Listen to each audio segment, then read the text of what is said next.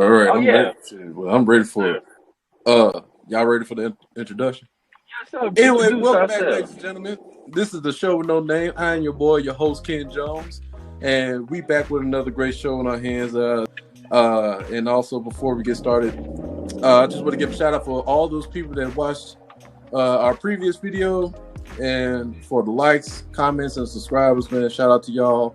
And if y'all enjoy the show, you fuck with us. You fuck with the boy. Hey, hit that like button, subscribe, and during this show, and I'm gonna say this before we end it, leave a comment. Let us know what you think about today's show.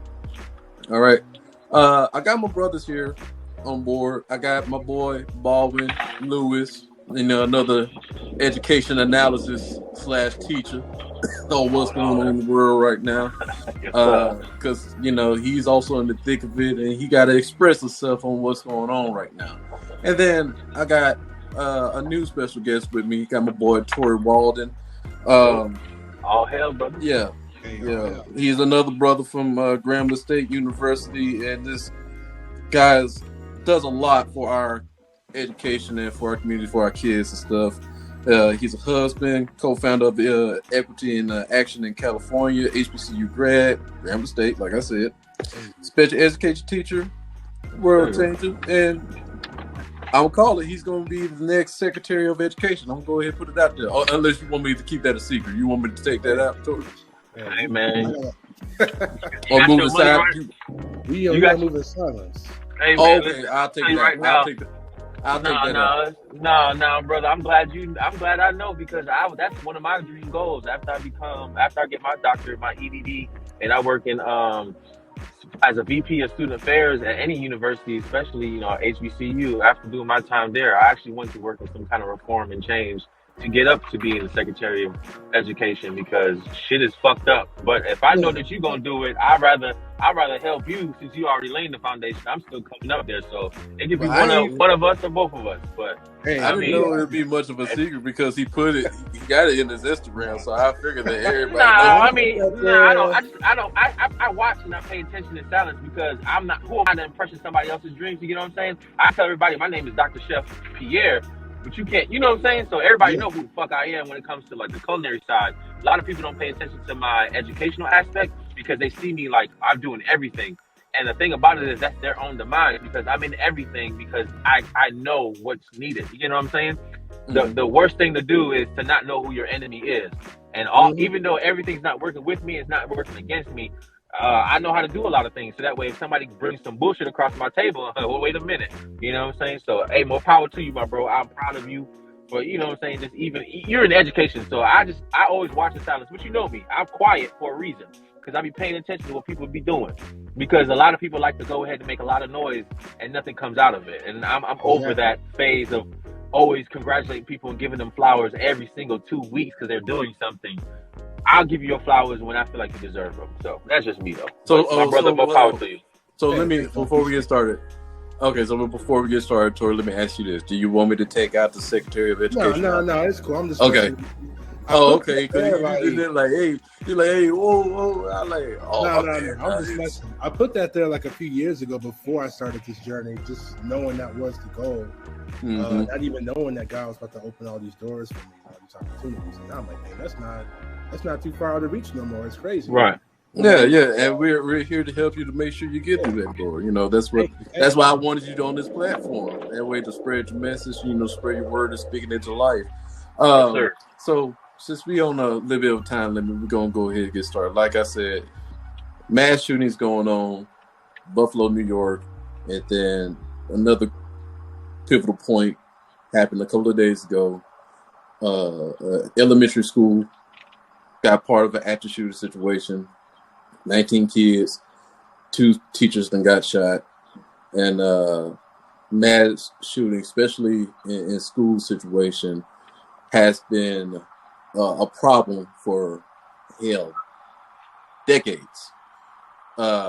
Even like we're grown now, and since we were kids, and it just seems things are not getting better, and especially not getting better for the sake of these kids and our teachers, because the teachers are basically the front line for our children before anybody can get to them. You know, once it's passed to the point where the law enforcement is not involved or can't do their part, who's going to be left in the classroom are the teachers and the kids. So that's why I was want to have this panel, since y'all are in the thick of it and y'all surrounded by not just the worry of the kids, but from the parents as well, because we're in a situation now that there's concern for our children every time when they go to school in the morning, or throughout the whole, let's just say throughout the whole school year until they out again. It's COVID hasn't been the problem. It was at first, but now the critical problem that needs to be solved is the active shooter situation. So, Tori, let me get your thoughts and opinions on this. Like, what's it going to take? What do you know? What do you think we should do? That's such a loaded question. It's I wish I had the answer. You think we would? I mean, we've already done like metal detectors in schools, more security in schools. There's so many other things. There's drills. It's just like, I don't know what it's going to take. I don't agree with giving teachers guns. I don't think that's going to solve anything, honestly. Yeah. Because teachers will still be too freaked out, possibly, like when that happens, you know? Yeah. You have a few who know what they're doing who may be like, no, I got this. But for the most part, I mean, I don't know the exact data, but most of the teachers, at least right now, are like older women, kind of like left over from, you know, when we were in school and stuff. Yes. So me and Baldwin probably make like a small population of teachers around our age, you know, who are out there right now. So you're going to tell me you're going to give me like a 65-year-old math teacher a gun to protect her students with, you know what I'm saying? Yeah. Not to say she's incapable, but that fear is still there. And that's one thing we talked about when it happened. I was talking to some other teachers and we talked about the fact, like, man, my first thought would be to just protect the children. Like, I'm not thinking of nothing else. I wouldn't even think of hurting the other kid. I would think, okay, I got to go like shield these kids or grab them and do what I can do real quick. And it's like, I don't know. I know when it first happened, I was wondering how he even got onto the campus in the first place. Because I know at least schools I've been to, in security, you got to show your ID, you got to sign in, all this stuff. So I think that helps, having like all that checking in helps a little bit. But you can always have a kid like, oh, I'm just here to visit my old teacher and say what's up with you. You know? Yeah. They're like, oh yeah, go back there and say what's up, not even knowing what type of time they are. So it's like, you never know. I think that's the scariest thing too. You never know. Like, that school did not know at all whatsoever that was going to happen. They never thought in a million years somebody would come onto that campus. Yeah. See how he managed to get in there. See, it's a school in a small town, so you know that in the small town community, they're not up to par of their buildings. Let's just say that, because certain funding goes to certain places in a small town like that due to, you know, whoever the mayor or whoever the politicians decide where the funds should go in that state or that county or parish or whatever. So he managed to go by like a side door or something, and the lady saw him, and the door was ajar, so that's how he managed to, you know, go up in there, because they got actual video footage of him, like right next to the school building, and he just so happened to get up in there. The door is ajar or whatever, and you know, it could be like an old door that barely closes. It could be like one of those emergency doors that barely closes. I don't remember what type of door it was, but overall, it was a way for him to get in. Let's just say that. And Baldwin? I'm sorry, I'm listening. I was just wanting to cover my face. I was making all these noises. I mean, these face gestures. I'm walking, like I said. Bug flew in my face and I got mad. But hey, I didn't know if you wanted me to talk. That's why I just want to have my face real quick so that people don't see my reaction. I'm doing all this jerking. So yeah, I'm here. I'm ready. I'm listening to what you're saying. I didn't know if Tori was finished talking. I thought no. I was just double checking on you. I just want to make sure we doing that. Oh no, I'm good. I got connection. I'm here. I'm chilling. I walked inside, about to grab my libation, go outside and sit and talk to y'all, talk to the people. Okay, well go ahead, spit your piece and your thoughts, because you really got the urge to say something about this. Okay, so first and foremost, I appreciate this talking point that you have with us, or you got going on for today. Tori, I would like to say that I kind of disagree with the if we equip teachers with weapons, but it's kind of loaded because everything is loaded. You get what I'm saying? Mm-hmm. I'm not equipping a senior citizen just because they're older than most with the ability to go ahead and try to protect anyone. I would equip people like us to protect the lives, because I want to go home. You're 65 years old. You lived your life. You're pretty much on your way out the door. You're tenured. You can retire. I got a lot of life to give and a lot of life to live. I'm 31 years old. And mind you, I'm at my apex of my prime of understanding. Give me a fucking gun. I'll bring my own shit. But I'll talk to you guys about that later. That's how I feel. And I'm being real raw and authentic because it's after hours. We've grown. But yeah, we need to do a lot of training. We don't have crisis training in the schools. I work in security, and I feel more trained than anybody on the campus I was at, than anybody up there, even the security officer. Like, I worked in security, armed security, unarmed. I got shot at by AK-47. I got shot at by a 12 gauge. I've gotten shot at with a 9mm. I've gotten shot at with a revolver. I've gotten shot at with weapons that are supposed to kill me off just the sight of just knowing that people who don't know how to handle weapons, and they were just going crazy. I've been trained with people who know how to handle snipers and stuff like that. I done got shot in a bulletproof vest. I don't have my ribs broke one time. I done got tased. I done got pepper sprayed. But does that mean like I'm the ultimate badass? No. But I bet you for a fact, somebody walked through this motherfucking door, it's two to the chest without no hesitation. There's no hesitation. I'm not about to sit here and scream and frantic. Excuse me. Oh my God, I don't know what to do. Everybody get down. And the moment I say get down, it's you come through this door, you're gonna meet God, even if you don't believe it or not. So that's the only thing I can say that I would switch. But you are right. Everybody who's still in the buildings are either old white women, older black women, people who have too many health issues, and people who have already lived their life. You got new blood who quit within 2 weeks or 2 months of being in school, and they going off to find their own life and passions. And then you got people like me and Tori. He has to come home. His wife wants him to come home the same way he left.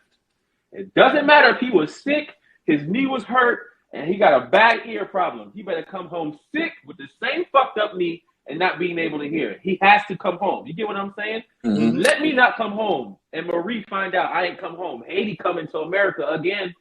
And we about to take over. So that's just that. It's a lot of issues with like the school shooting, but I was already in a situation earlier this year. So I'll talk about that and how I pretty much went through it, because people need to understand like what teachers go through. Like I was in a situation where a kid threatened or to bring a gun to the campus, and my whole life I'm never going to be the same.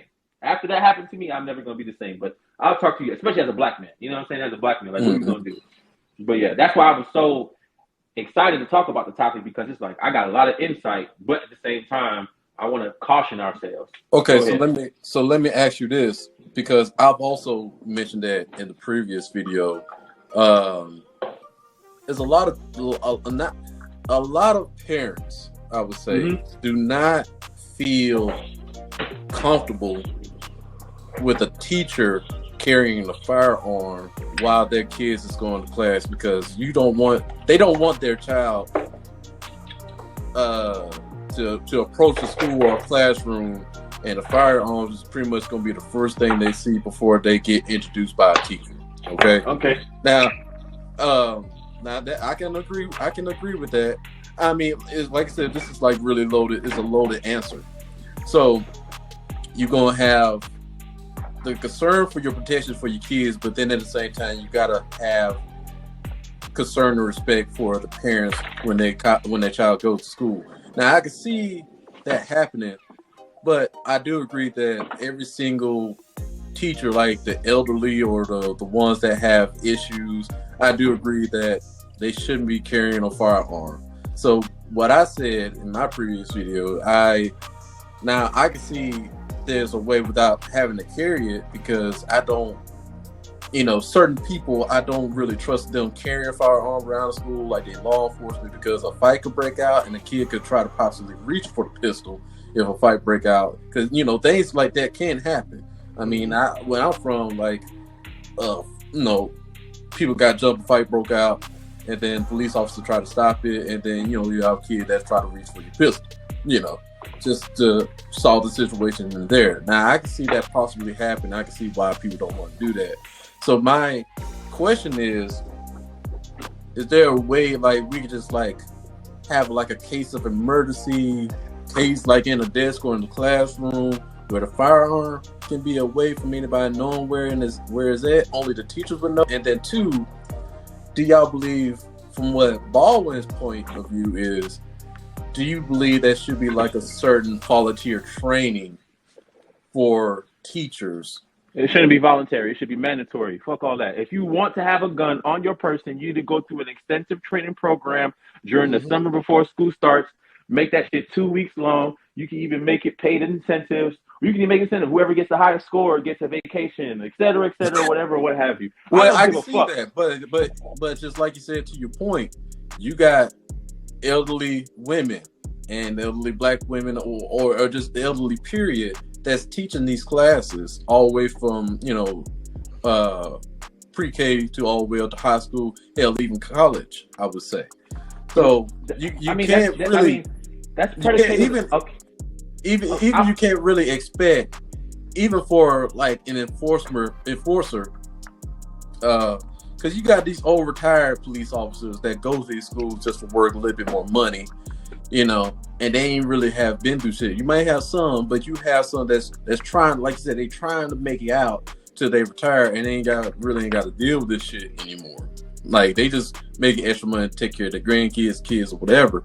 So I know it should be mandatory, but like I said, to your point where you're saying that it should be to like a signing or a volunteer program where you have teachers that's volunteer to willingly to stand up for themselves with a firearm in case they have to. Okay, so brother, let me tell you like this. All right, let's say for example you have 20 people in a hallway, in a particular hallway, right? Coming up and down. You got 20 people in a particular hallway up and down. 20 people, you should at least have, for every 4 teachers, somebody should be the designated person in that corner, right? So watch the 4 corners, right? So when I was working security, let's say for example, I'm casing a joint. Everybody heard that before, casing a joint. Well, I'm trying to make sure that I'm walking around the perimeter. So if I know the perimeter has 4 corners, because it's in the building, right? 4 walls and 4 corners. Everybody that's by the door should be able to have equipped with a firearm. If you're not willing and able to be in the corner room, the corner classroom, the corner side, the corner anything, then you don't want to be there. Because that's threat level number 1. The easiest access to get into the room is from the corner, because once you slip the corner and you slip underneath the camera, right? Mm-hmm. So like I'm standing right here and there's a corner right here. If I can go around this corner right here and I slip the corner, that means what? That I've already breached the access and trying to get into the building. If I can't see it, or I'm not positioned enough to where I know somebody's coming into the building with a key reader or key access card, then I shouldn't feel comfortable. What they say on the plane, you're sitting by the emergency exit. Do you feel willing and capable to go ahead? Yes. You got all these people of different ages, so you really feel comfortable. If the plane is coming down, that you're going to go ahead and make sure that I'm safe, I don't trust it. So that's why when I go in there, I be like, I'm telling people every time on the road, if you are scared of water or falling down fast, do not grab me. I'm going to knock you out to protect you. It's the truth, though. I was in the beach in Cancun. I saw this girl jumping up and down. I said, "You don't know how to swim?" She said, "I know how a little bit." I said, "Never mind." I told the lifeguard, "She don't know how to swim. Get her the fuck off the ocean." Because it's going to make the lifeguard's job even harder if he has to run, jump in the water, come get you, and you, oh my God, you bobbleheading your whole life out. So I say all that to say, if you don't feel comfortable, then don't be in that position. Here's to the parents that say, "Oh, I don't feel comfortable with my child coming to school and the teacher might have a gun or not." Your child comes to school with illegal substances all the time. Mm-hmm. They watch inappropriate things all the time. I've been take up your child's phone plenty of times. I've seen big booty bitches, round and brown. I'm like, how you know about all this shit? And you in the 8th grade. So you worried about the wrong thing because your child knows about it. Because your child be at the trap house. Your child be with their friends. Your child be everywhere where the drugs and money be at. I'm pushing P, Mr. Lewis. I got kids used to show me pictures of them with BB guns playing around. But kids are going to be kids, right? No, that's what I'm saying. A 2-week, 3-week mandatory. It could be over the summer. Hey, you have to log in at least 50 hours of shooting at the shooting range, and we'll give you 75% off if you go. And if you buy a gun, we'll blah, blah, blah. Make it an incentive. Because in Kennesaw, Georgia, it's illegal for any household to not have a gun. You think the crime went up? Nope, crime went down. Ain't nobody in Kennesaw, Georgia about to go ahead and kick in nobody's doors. We ain't about to kick in shit. You get what I'm saying? You wouldn't know if I had my gun on me at all. I got to carry concealed permit. You get what I'm saying? So it's like, what are you worried about? You worried about the child finding the gun in my desk? Why is he at my desk? The gun wouldn't be on your desk. The gun would be on your person. Oh, he going to reach for the gun. You get trained for that. You get trained to stop people from trying to touch your gun or touching your weapon. You think I can just walk up to a police officer, got your gun? No, I'll get my ass shot or be on the ground with the gun behind my head talking about some freeze. And it's attempted murder. Like, people don't play that. But then again, I come from the side of, I used to work in security. I want to be in law enforcement, but you know what I'm saying? I made sure that I stayed in education because it's better to go ahead and keep kids free than to lock them up in the prison, you know what I'm saying, school to prison pipeline. Because, you know what I'm saying, I don't want to be the person. That's what I'm saying. So, you know. You actually. So with that, what you're saying, besides volunteer, you said it should be mandatory, right? Like if you manage to go to these class, log in or something like that over the summertime, then give us an incentive. Yeah, give it an incentive because we got all this training that we got to do. We got to get all these certificates that come out of our pocket. You want to equip kids. You want to equip teachers with guns. Are you gonna purchase the gun for us? Because you got all this money that you got in this account. You got equity versus equality. You got all this money because Tori knows exactly what I'm talking about because I'm studying this right now. You got equity versus equality. You got all this money in this account that you can go ahead and give us each a $400 weapon. I don't need the golden gun from GoldenEye. I don't need that shit. I'm good. Just give me something simple. You know what I'm saying? Give the women something small. That way we know what we got. When we come to school, we checking in. We making sure that we, you know what I'm saying? Of course, you know, nobody under the influence. You go through all those checks. Are you okay today? Are you feeling any symptoms? If you're feeling sick, don't come to work or, you know what I'm saying, release your weapon or relinquish your weapon before you come on prop so you can go through everything and then you get your weapon back, et cetera, et cetera. The weapon doesn't stay in school. The weapon should never go on the desk. The weapon should never be brandished like, hey, y'all, I got my weapon, or if you mad or something like that, or if you feel. And it should always be on safety, and it should never be worn in the chamber. Just in case. So that way, if you need to go ahead, unhook that bitch, click it, and then cock that bitch back, you done already did 3 motions within 2 seconds to go ahead and protect yourself. And I can do that. Okay. Well, you get what I'm saying? Yeah. I'm sorry to go on and on about it, but I mean, like, if you're gonna say something, you gotta check all the avenues about making it so like, oh, we don't have access, because if you automatically cut it down, what is the other alternative outside of metal detectors? So you can make a plastic gun off a 3D machine. Ta-da! Now I came to school still with a gun. You won't know. Okay. Well, first off, I just realized who you look like. You kind of look like Carmelo Anthony with your hair. Looks like.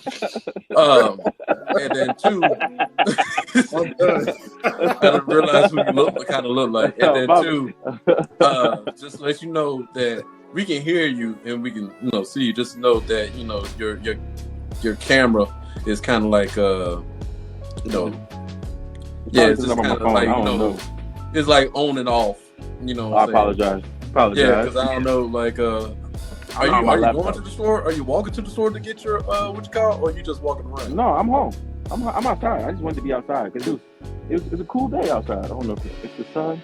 I feel like, man, listen, I'm on vacation, man. I'm enjoying myself. Well, I just you know, I just want people to see you, you know, in a fluid conversation besides, you know. Oh yeah, I'm fluid. No, I'm not moving around camera. I'm by my car. I'm just chilling, sipping. Okay. I'm enjoying myself. I know you, because, you know, everybody, when they have a certain conversation, they got to move around. They don't know they walking. They just walking. They could be walking on top of the house. Like, not being in this situation. So Tori, so to what he's saying, because you have conversations with Above and Beyond, you know, about the education and funding for these schools, pretty much, right? Mm-hmm. So, to what he's saying, and this also was going to be my question, it's definitely going to take funding for the education system to get to these points. When we're talking about incentives and training, this is more money that the government has to be willing to invest into the education. Because here's the thing, we already pretty much have problems of funding the education system, correct? Because most of the funding, we already know, goes straight towards law enforcement, and then it's a trickle effect of what they choose to what gets funded in America. Now, do you believe, I know it's possible, but because I don't know, like that means like it's always a catch to these type of scenarios. You know, if you defund something, that means something is going to have to be taken out. You don't have to defund. Don't go that far. Extremism of trying to find funds when it comes to this educational thing. Well, let me have Tori answer it though. Let me have Tori answer. Yeah. I was just trying to say, like, I don't want you to defeat yourself by saying defund. Defund is the last extreme, and Tori can pick up on it because he's well within his years of understanding more than I do when it comes to those things. Okay. I just know from the root, and he can correct me if I'm wrong. I just don't want you to fall into the plague of the spectator, the parent, or the person, you know what I'm saying, who is trying to put their child in an institution, or even just inquiring those questions. Okay. Just I don't want you to think defund immediately. Okay, so do you think, well, I guess let me rephrase the question then. Do we already have the funding, or what's it going to take to get the funding for our education system for the protection for our children? We have the funding for sure. Okay. They got money, like for sure. Don't ever let them tell you they ain't got no money. They got money. Okay. They can choose where it goes, and that's it. So that's what I'm saying. Like, we already know where the funding goes first before education gets involved. Even within education. Like, I had a kid come in, and I'm doing high school right now. I had a kid come in to tutoring. I was helping him with history, right? And I was like, bro, it's the same history book from when I was in 7th grade. Like, bro, that was so long ago. Y'all still on the same joint? Like, same stuff. Like, old computers, old everything. Like, they still got Animorphs in the library. You know what I'm saying? Like, bro, like, they have the money, but even within the school district, they pick and choose where and who is going to go to. I remember at one school that I used to work at, we got a supposed $30,000 crack. And that joint was literally just dirt. Like, someone's cousin came in over the weekend, and it's that little dirt circle, and that was it. Yeah. Like, here you go. And I was like, oh, y'all showing us the before so we can see the after? And it was like, no, this is it. Right? I was like, I know that's $30,000. It's not about to play with me.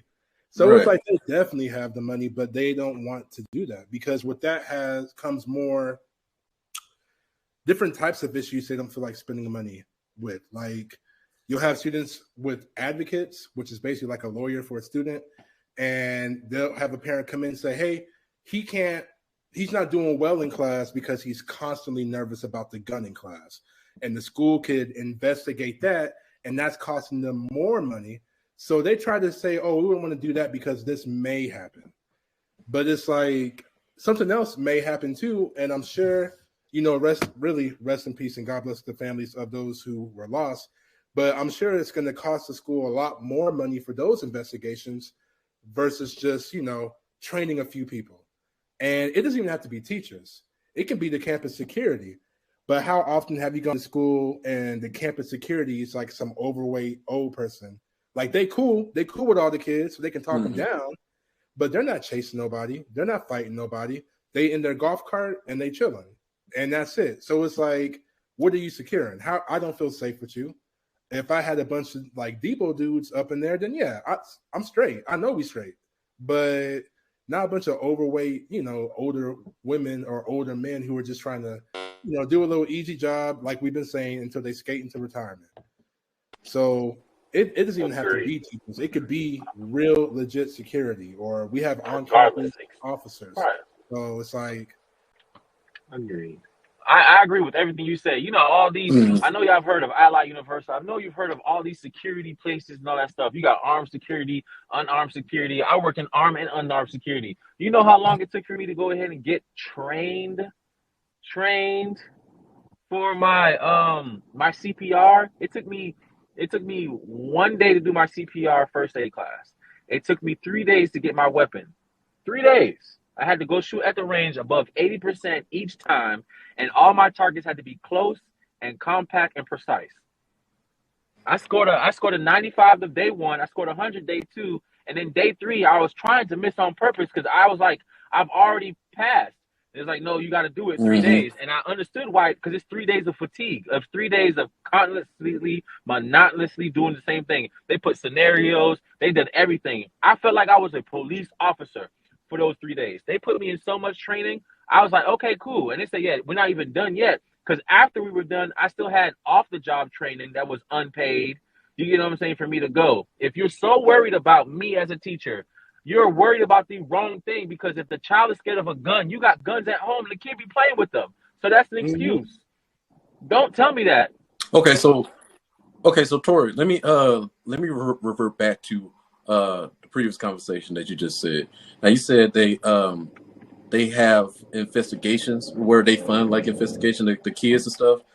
Now you said they investigate like the kids when they say something, they go into the investigation or something like that. I want to make sure anything could become an investigation. It's so.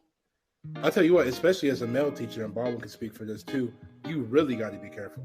Not to get too off subject, but a kid can come and complain about anything, and with enough oomph behind it in their story, the school will investigate, especially if a parent gets involved. I want you to say that one more time, because I'm sorry to cut you off, Mr. Tory, Mr. Walker, Mr. Brother. I'm telling you from experience. I had a student who didn't do shit the whole goddamn school year at all. Didn't do enough. Come to class, talk. Leave class, be talking. Don't turn the time into talk. Every time it was time for me to go ahead and put me grades, I gave him the benefit of the doubt. I'm tired. I was doing homework all day. My other teachers give me homework. I'm like, how? You only got 2 other teachers and 3 other subjects. Like, I don't even give homework. I stopped giving homework. I've stopped giving homework for the last 2 years. I don't give homework especially on a Thursday, Friday, because I don't want no excuse. Mondays, Tuesdays, and Wednesdays are the only days you get homework. Motherfucker was still failing my class.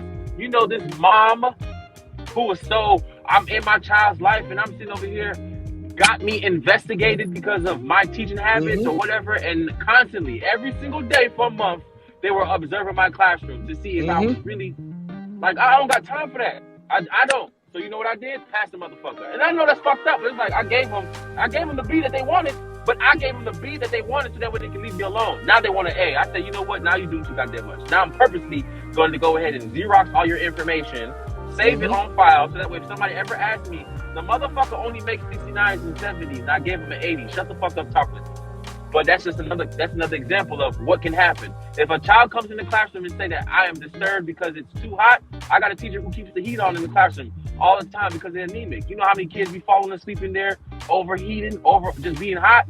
Parents coming in and talking about, whatever. You know what she couldn't do? No more up the heat. Now it has to be on normal temperature every time, because if the kid comes in the classroom and complains, that's their ass. So, I mean, the kids are going to complain about everything, and people give kids too much fucking power in education, because if the kid feels, that's what we're thinking about, right? If the kid feels. It's not about what the teacher does, it's what the kid feels. And I'm sorry, but we need to go ahead and talk about this. The teacher should not be the cop, the doctor, the mother, the father, the lawyer, the nurse, the janitor, security guard, the lunch man, lunch lady. I'm not all this. I came here to do a job. It's to teach. And you're taking my job and you're adding more titles to it and more job descriptions to it without the pay. If you want me to protect and serve your child, pay me. Give me the police officer's salary. If you want to make sure that your kid is managed up after they fall and bust their ass, pay me. But it's not my job because you sent your child to school because you didn't want to bother them. I asked my students one day, your parents don't be annoyed by y'all? Because I was annoyed by these motherfuckers one day. They was just doing too goddamn much. It's like, y'all are annoying. Y'all don't be annoying y'all parents? Yeah. I see why. Y'all niggas is annoying. So I just say all that to say, it don't matter. We're going to get investigated one way or another. But you got money, and I'd rather spend $10,000 to give every single every single educator the money they need to go get a gun, go get certified to do their training, and give them an incentive than to pay 300,000 bands minimum on all the funerals that's gonna happen if a motherfucker come light this bitch up. Mm-hmm. So me and Tori off the air, we done had this conversation. Speaking of an investigation, because we was talking about the Buffalo, New York shooting, about this 18-year-old young man, Peyton Gendron. When he was in school, all right, and this was during the COVID era where everybody was at home doing online classes. I was telling Tori that how much time you got, Tori, by the way? I'm good. I got 10 minutes. Okay. So this young man was in economics class, and the teacher had asked all the students online, what do you plan to do when you retire or after you retire? And he typed in murder/suicide. Okay.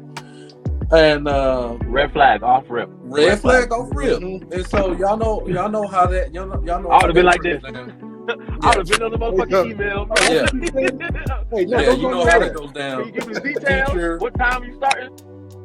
Yeah, y'all know how that goes down. Teacher, principal, law enforcement. So that's the order that went in for him. So they went ahead and took him to the hospital ER and pretty much evaluated him. Took him on one of those floors, one of the psych floors. I'm pretty sure it was an outpatient floor. Because I used to do the same thing. I used to work with psych patients. I used to have people come in, murder, suicide, drug addicts, homeless, you can name it. And he got out a day and a half later. Now, what he said to his story that he stuck with, he said, look, I just said that just to get out of class. And I was joking. All right. I'm at home, bored, etc. You know, one of those.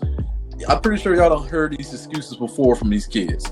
We know kids say dumb things. They do have a certain story, but that's what he used to stuck with it with the doctor and pretty much with the teacher and the principal, whatever. And the doctor was like, okay, cool. By tomorrow you can go. All right. And he said in this online diary, in his experience, that he wasn't diagnosed with any type of disorder, disability. And he said, I believe that I'm perfectly sane. And that's the story I stuck with it. Now,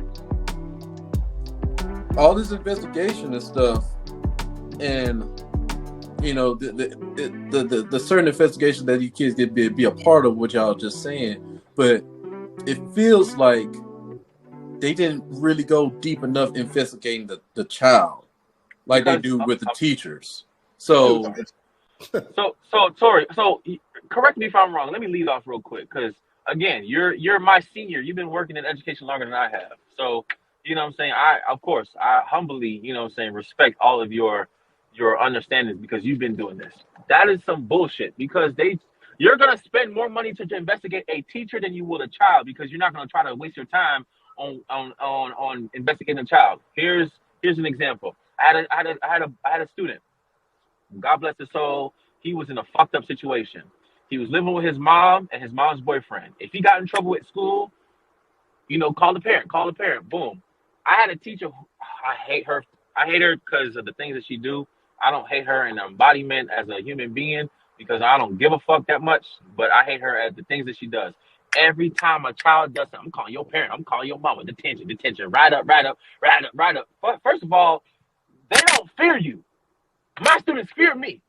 Okay? They know not to fuck with. If Mr. Lewis wears his Timbs, he cool. If Mr. Lewis wears Black Forces, shut the fuck up. Sit the fuck down. They know. They will tell you, better shut the fuck up. Because I put it in the brain like I'm not in the mood. So he got a TV thrown on his back. He got a TV thrown on his back. He was I'm talking about getting beat. Not an ass whooping, getting beat. This boy he came up to me. I know he's a little problem child and all that stuff. He came up to me. He's like, Mr. Lewis, I don't feel so good. I could just tell. I could just look at him. He didn't smell correct. He didn't look correct. He didn't think whatever. Okay, boom. I look up. I lift his shirt. He got bruises all up and down his back. I'm sitting there in my head. I gotta fix this. You know what I'm saying? I gotta fix it. CPS was involved. Now I'm in investigation because, why did you wait this long to go ahead and say anything? The fucking kid didn't tell me because he didn't trust nobody. And he didn't want me to tell y'all because he said, please, Mr. Lewis, don't tell nobody. Now I'm under investigation because the child said not to do so. And I waited 3 hours later because I was trying to get in my head, like, how do I wrap myself around by letting everybody know his business, even though the child confided in me? Because he walked past the principal, he walked past the other two teachers, he walked straight to me, told me to come to the bathroom, and he showed me everything. I was rubbing ointment on his back and trying to fix him. They It should be like very appreciative that he went straight to you. Besides, no, they don't know. That's not how it works. Because education don't work like that. You're supposed to. I know. I get what you're saying. Yeah, you're supposed to. So, all right. So, with all that being said, you got to understand it again. You know how many times they pulled me to the side to have a conversation, not to worry about what the fuck the kid was doing, but as to why I took so long to go ahead and say anything. I didn't take long. I took 3 hours. 3 hours is a long time. What if you would have collapsed in your classroom? Are you goddamn serious? Because now I got to be the doctor. Now I got to be the nurse, huh? Because not only I got to go ahead and take his blood pressure medicine, I got to do all this shit. I got to make sure he's okay. It's the same kid who I was taking care of, who I went to Goodwill, bought clothes for, went and bought food for him the same day, who called me a bitch ass nigga. But at the end of the day, he was like, it just slipped out my mouth. You get what I'm saying? So kids are going to say whatever the fuck they want to get out of any situation they want to dismiss the fact that they are held accountable. Because the moment they're on us, we fuck with it. It's a rap. So it's nothing that we can do. So Tori, what you think is going to take? Because apparently from this conversation, it seems to be more investigating on the children than the parents and the teacher. Than the teachers. I'm trying to say. Is there a way we can? Is there a way we can try to work around to investigate? Because everything happens in the household. Let's just get real. Because whatever goes on the household, the child brings it to the school. At the end of the day. So I had a homegirl it's her first year teacher, and she teaches elementary. Yeah. She was texting me, and she was like, man, one of my favorite students just started acting up out of nowhere. I was like, out of nowhere? And she's like, just randomly. And I was like, I bet you something going on at home. She's like, nah, they cool. Then like a week later, he came up to her and was like, it's not really good at home. Like my parents going through something. I said, yep, you can always tell. And I think it starts with just knowing your kids. Like Bob would say, he know that boy. He fed him, he clothed him. And just knowing that for him to come up to him and he could just tell, like, nah, something's off, like something's not right. So just knowing your kids, but that's something that only certain teachers, you would think all teachers would do this. It's so sad. No, they don't, because I'm sorry not to cut you off, but you know this. I work with people who complain on a Monday. I can't wait till the weekend. You just left the weekend. Yep. And now you're talking about I can't stand these fucking kids. Those are the type of teachers that you don't want in your building. You need motherfuckers like Mr. Lewis. Hey man, I got Chick-fil-A gift cards. Well, since I can't give them to my students because ethics, I'm gonna go cash up all these Chick-fil-A sandwich cards. I'm gonna come back during lunch since they don't want to eat the jail food they keep talking about. Here you go, free sandwiches. You get what I'm saying? Like it's a small thing. I went to Goodwill and spent $7 to get pants for preteens or the junior girls and all that stuff because they're going through their menstrual cycle. And I went and petitioned, I think, Always and all that stuff to give me 500 count box of women, of girls, of teens, teenage pads and stuff like that. It came with like a cartoon and like a story of how they go through. I did that. I got parents calling me, texting me, thank you so much for what you did to my daughter. Her mother's not around or her father's not around. Thank you so much because I didn't know how to have the conversation. I got parents whose mind frame is the slums, the ghettos, the traps, and all this shit like that. And I'm doing things that's making them feel good. So no, bro. Fuck all that. It's either the kid can get away with everything, or you need teachers who want to initially support their kids. Because if you don't have that, you'll never have success. But then again, we're talking about school. It all starts from home, like you're saying. Like I smelled that boy from around the corner because I could usually smell him, and I'm like, something's going on. You smelled the ass whooping on the boy. You say, man, I smell ass. That boy smelled like that man smelled like piss. He smelled like dirt. He smelled like sweat. He smelled like he cried for a long time. He smelled like old food. His clothes weren't washed. I guess that was the punishment. His jeans, the same jeans he wore the week before that was dingy because we were outside playing and the kids wanted to play catch with Mr. Lewis and I'm sitting over here doing my thing. The same clothes he wore outside, the same clothes he was wearing at school. I took them home and washed them. I bought him clothes. I bought him polos. I bought him uniforms. I bought him food. I bought him everything. I did all that because Mr. Lewis gives a damn. But then you don't have teachers that give a damn like we used to give a damn. And the main reason I became a teacher is because a teacher saw me with no lights on. I was boiling water to go ahead and wash my ass up with a little more fucking rag and shit like that. The teacher saw and knew. And because the teacher spoke French, I told her in French and in confidence. My lights was on. We had a month's worth of groceries. All our clothes was clean and washed. And never to this day will I forget that the teacher humbly sat down and was like, I'm going to make sure that you're okay because she wanted me to make sure that I was okay. I was not a perfect student. I wasn't one of her top learners. But it was the fact of the matter is I'm a child struggling. Exactly. So let me first off, Baldwin, where the fuck are you going? Man, I was gonna be at the house, but then we started talking and I was like, drink. Where the fuck is he going? Because he been having me paranoid the whole time while he's driving and talking at the same time. Man, I'm happy. Okay, and two, so overall, I guess we can come to agreement. Let's just say it should be more investigation on the child in his home than the parents. I mean, we do have those bad apples in the education system, just like to Baldwin's point, that you do have teachers that really don't have that mentality of educating students because of what they're going through, or they just overall not meant to be a teacher. So let's just say we do pretty much be to an agreement that it needs to be more investigation on the child and their home, correct? Mm-hmm. Because I know teachers that care, just more schools that care, just in general. Because I know, even though I don't think this is an excuse, I know for the young man who just did the recent shooting, he said he was bullied in school, as they all typically do. Yeah. I wasn't there. I can't say if the school did anything or not. I don't know. But one, it's not an excuse to me. I was bullied in school. You told me you were bullied in school. Yes, I would definitely. But at the same time, I went to a bullied in school too. I'm sorry, I didn't want that because I was bullied in school. That's the way I am now. That's why I hate bullying. And so, but at the same time, I've had students this year come to me and like joke, "Oh yeah, this kid's he pushed me in the hallway," and I'm like, "Oh, okay." Jokes aside, was he playing with you? They're like, "No." Yeah. I'm like, "You know him?" Nah. I'm like, "All right, come with me. We need to go report this then." Like, I stand for zero bullying. I don't care. Whatever. Yeah. So it's like but you have teachers who are like, "Oh, it's just the boys being boys." Like, no. If he's not comfortable with it, then we need to go talk about it. Yeah. Like, I know you got your boys out there that play around and they're homies, but he said you don't know him. It's not boys being boys. He feels he's being bullied. We need to handle that before it gets out of hand.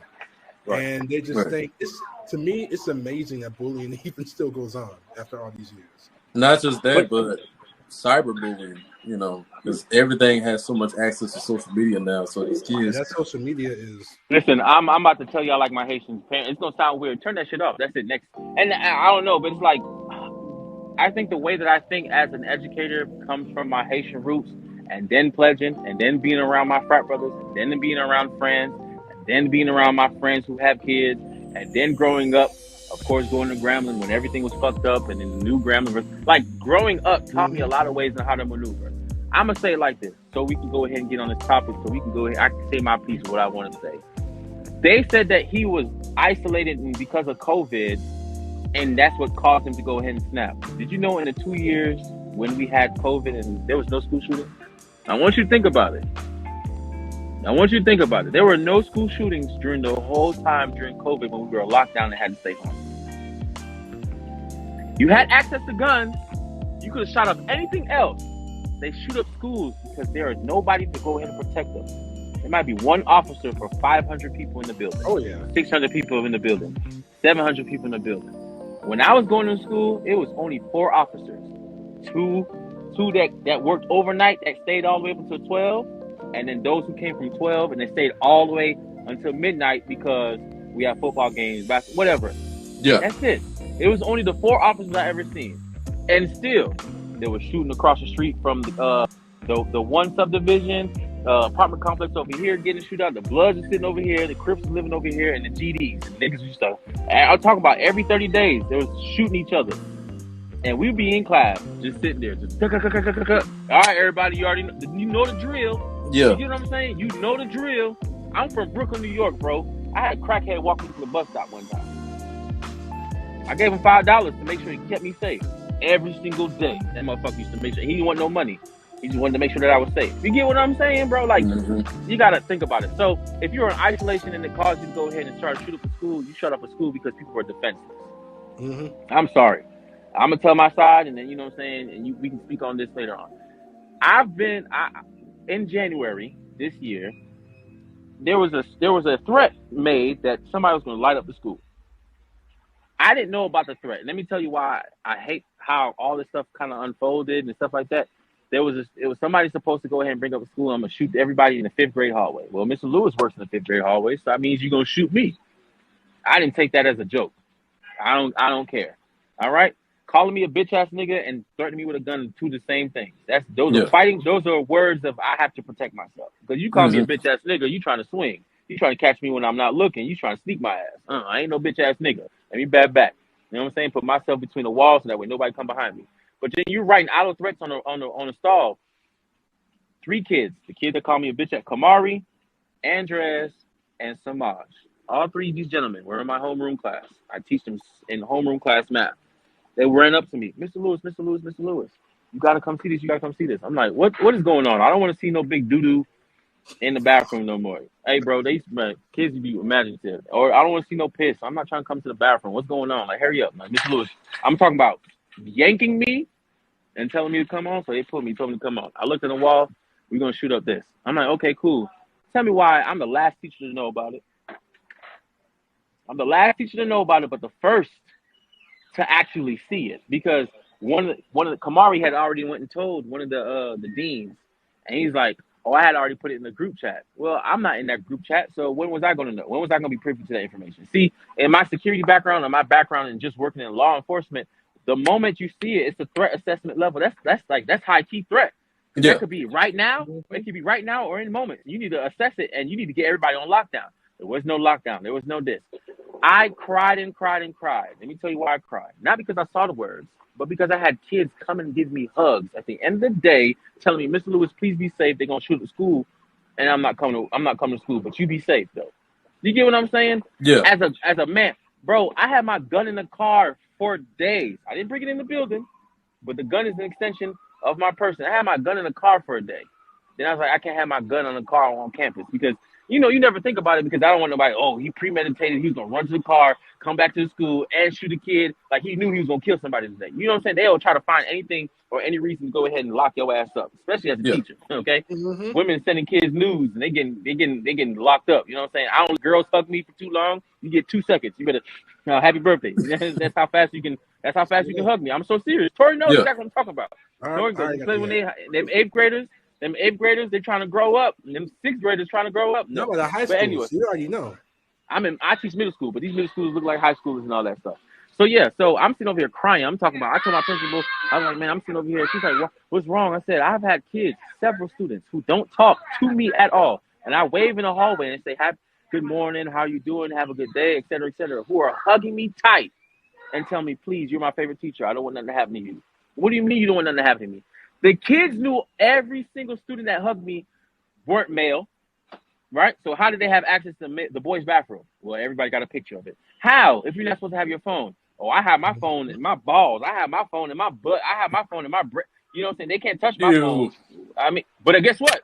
You're right. I can't touch your phone, and I'm not going to. That's why I spray the shit before I give me your phone, put it in a box. I spray it, and then I give it to them back with gloves. I don't know what you're doing. But yeah, you got kids saying that, bro. Imagine what thinking you have to go through in your head that you thinking that a school shooting is going to happen on Friday. And the only thing they do to go ahead and to fix it is get canceled school. But then you come right back to school on Monday. I said, me, if I was a shooter, I would make sure everybody wasn't at school on Friday and then come on Monday, light everybody ass up.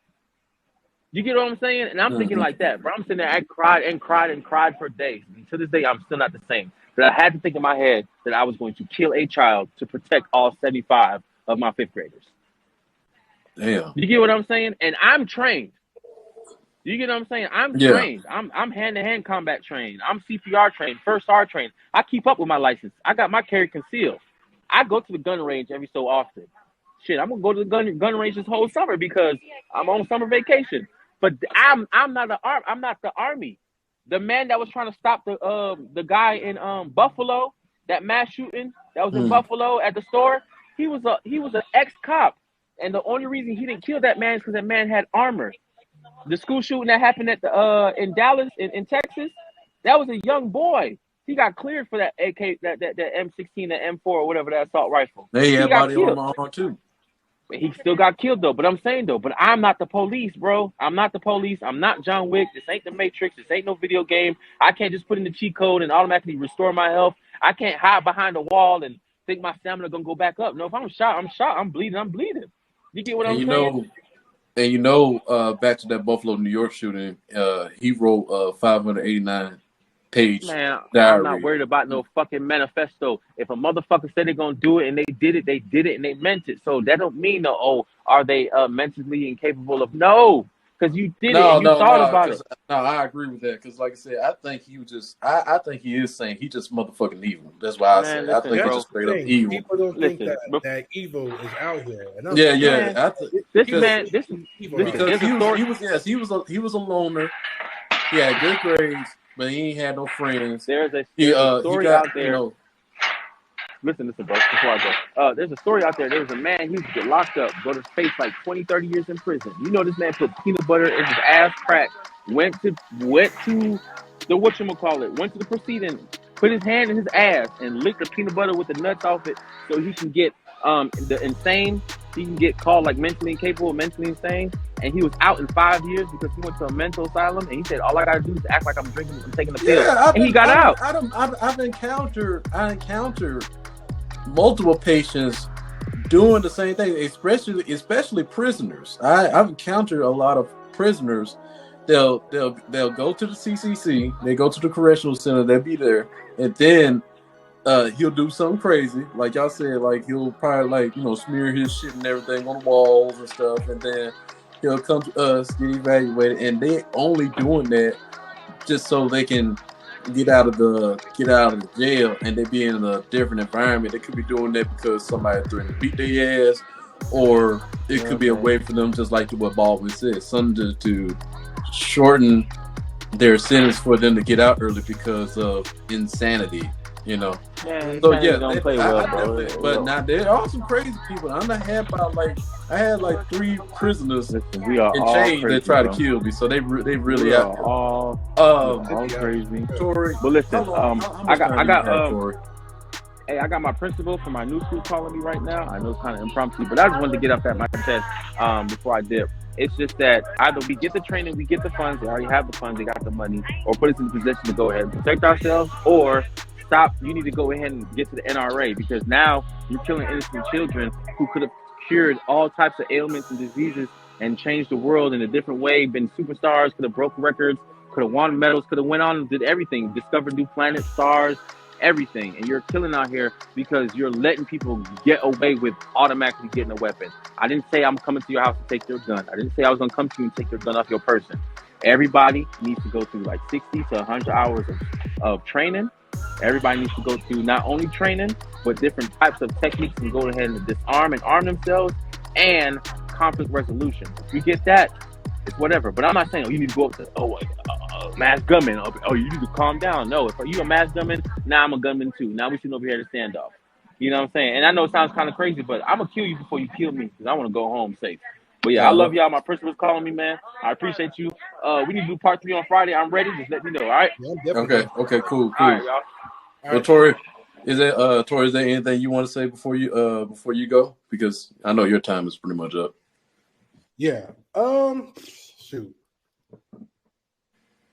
No, I can't think of nothing else. To say. We pretty much wrapped it. We talked a lot about it. But yeah, not to sound like, cheesy or corny or nothing like that, but I do think a lot of this stuff also could be solved with just for real caring for the children. Because of course, in high school, I did 6 years in the behavioral class. So I dealt with a lot of kids who I didn't like it, but teachers would jokingly be like, "Oh, he's gonna grow up and be a school shooter." I'm like, that's not funny. Like stuff like that. Just kids who got in fights, who snuck weapons to school, who ran away from home. They were stuck in the system, maybe whatever. You know what I'm saying? But I've always treated every student I meet with love, like no matter what. Like to me, if I get a kid who comes from a bad background, he got expelled, he gets in a lot of fights, all this other stuff. Yeah. As soon as you come to me, clean slate. Tomorrow, clean slate. The next day, clean slate. Every day is a new day for you to start. You know what I'm saying? Yeah. I know we all make mistakes. I've made mistakes. Everyone sees me as, super happy and nice and smiling. I've gotten mad. I've punched holes in walls. I've tossed stuff. I've broken stuff. I've gotten in fights. I've done stuff before too. Yeah. But, at the end of the day, I've had people in my corner to be like, all right, bro, you wild. Like, I get it. You're upset. You're allowed to be upset, but that's not how we're going to handle it. Let me show you a better way of being proactive. Of course. Reactive. Yes. And I think that teachers can learn that too, because my other fear would be if they were equipped and they had the training, let's just say they freak out. Let's say it's one of those teachers like Baldwin said, who's always calling the parents. And let's say they mad one day, they in there and the kid's just doing the most. And you have students press you. I've had students press me this year, get in my face like they're about to do something. And I'm just like, yeah, it is what it is, buddy. Like, it is what it is. You about to be 18 tomorrow? Okay, cool. But I know how to leave it there. I'm not gonna for real swing on no student or nothing like that. You know what I'm saying? Yes, of course. But you got those teachers who fear for their life, who may just stupidly take it out thinking it's on safety and accidentally fire it off. Now you know. Yeah, that's one thing I'm worried about. That's what I'm worried about. Yeah, I'm worried about that. You know what I'm saying? They still may be like, you know what I'm saying? So that's my biggest fear, which is why I think it should just be security. And we have 4,000 something students, I think, on my campus, and we have one on-campus officer. Yeah, that's not going to be enough. There was a fight that broke out. It used to be on TikTok. I was in that thing.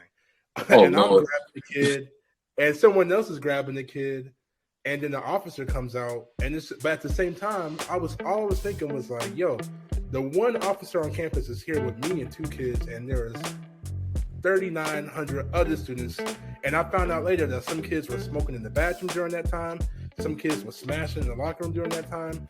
And I'm like, yo, anything could have popped off during that time. Those kids could have been fighting as a distraction. And once I was just thinking that, it could be a distraction. So it's like, if we don't feel protected. That whole week when we came in, every teacher was just deflated and just kind of damn, bro, kind of nervous, kind of yo, anything could pop off. What's going on? Buffalo, this. Then there was more that happened. It's just it's nerve-wracking. You know what I'm saying? It definitely something has to be done to ease the minds, not just for the children, but most of all for the teachers. Because like I said before, and I say it again, the teachers are going to be the front lines for our children when things like this happen. Because it's been shown through time, just previous, a couple of days ago, that before any of the officers, Border Patrol, SWAT, and miscommunication going on between the officers that was in the school, since they was in the hallway for 30, 40 minutes, the teachers were the front lines before the police can do any fucking thing. Mm-hmm. Excuse my language. So before anything like this happens again, besides thoughts and prayers and waiting for a politician, president to speak on behalf of the situation to make us feel comfortable a lot of day, it's something we need. We need proof. We need something that's going to be concrete for our future that's going to come up. Because these kids, they're the next ones to make the change. And we're just providing the stepping stones for them to get to that point. But it's going to be harder for us to teach these kids if we don't have something, to make them feel safe, and also for the teachers as well. But Tori, I ain't going to say too much. Man, I appreciate the insight. Thank you for your time. I learned a lot from this. And I hope for the viewers that are watching right now, I hope they learned a lot from this as well. And like I said before, leave your thoughts and comments, subscribe if you have any questions or you think was better for our kids' education and for our teachers, please, leave it down and we'll discuss it on the next show. All right. I'm your boy Ken Jones, Tori. Yep. Thank you for your time, and we're out. Yeah. Thanks, sir.